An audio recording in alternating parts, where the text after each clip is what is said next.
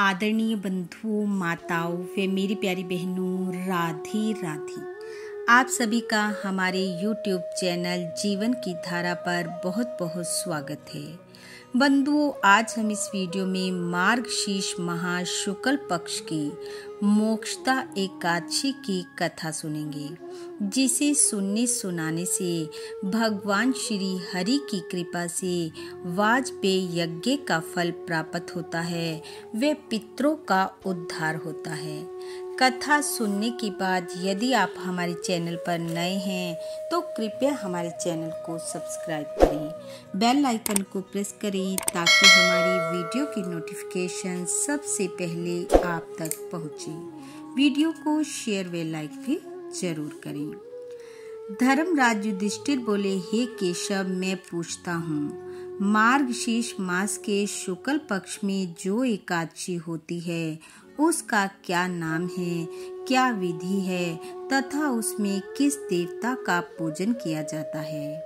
भगवान श्री कृष्ण बोले, हे राजन, मार्गशीर्ष मास के कृष्ण पक्ष में उत्पत्ति नाम की एकादशी का वर्णन मैं तुम्हें सुना चुका हूँ। अब शुक्ल पक्ष की एकादशी का वर्णन करूँगा, जिसके श्रवण मात्र से वाजपेयी यज्ञ का फल मिलता है।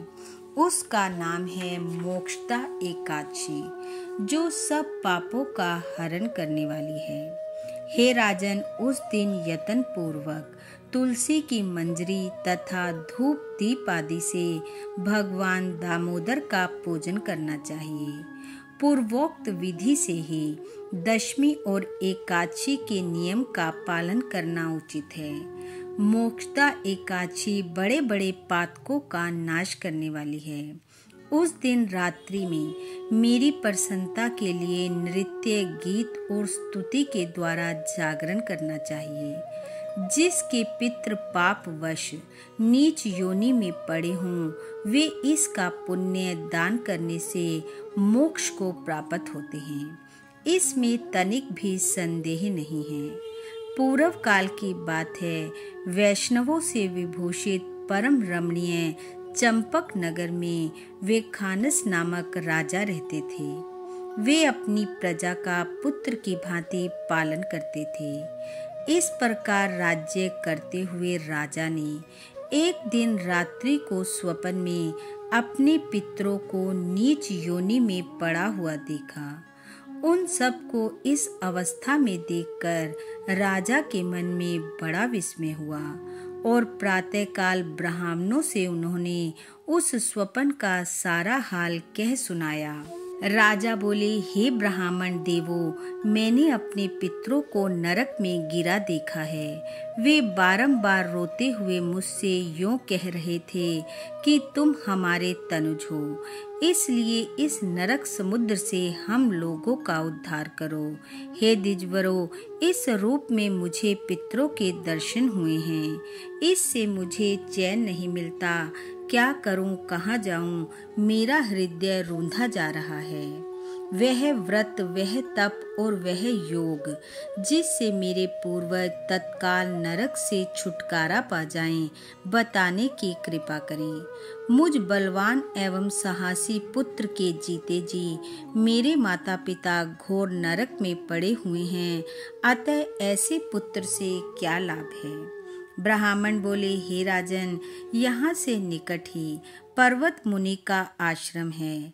वे भूत और भविष्य के ज्ञाता हैं। हे राजन, आप उन्हीं के पास चले जाइए।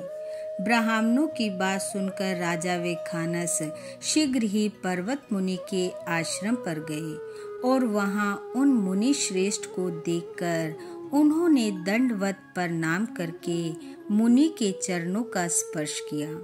मुनि ने भी राजा से राज्य के सातों अंगों की कुशल पूछी। राजा बोले, हे मुनि श्रेष्ठ, आपकी कृपा से मेरे राज्य के सातों अंग सकुशल हैं, किंतु मैंने स्वप्न में देखा है कि मेरे पितृ नरक में पड़े हैं। अतः बताइए, किस पुण्य के प्रभाव से उनका वहां से छुटकारा होगा? राजा की ये बात सुनकर मुनि श्रेष्ठ पर्वत एक मुहूर्त तक ध्यानस्थ रहे। इसके बाद वे राजा से बोले, हे राजन, मार्गशीर्ष मास के शुक्ल पक्ष में जो मोक्षदा नाम की एकादशी होती है, तुम सब लोग उसका व्रत करो और उसका पुण्य अपने पितरों को दे डालो। उस पुण्य के प्रभाव से उनका नरक से उद्धार हो जाएगा।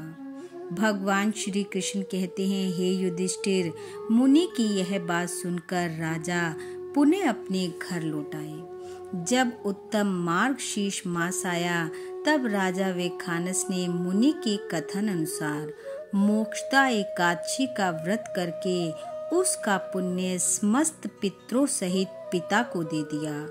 पुण्य देते ही क्षण भर में आकाश से फूलों की वर्षा होने लगी। वेखानस के पिता पितरों सहित नरक से छुटकारा पा गए और आकाश में आकर राजा के प्रति यह पवित्र वचन बोले, हे पुत्र, तुम्हारा कल्याण हो।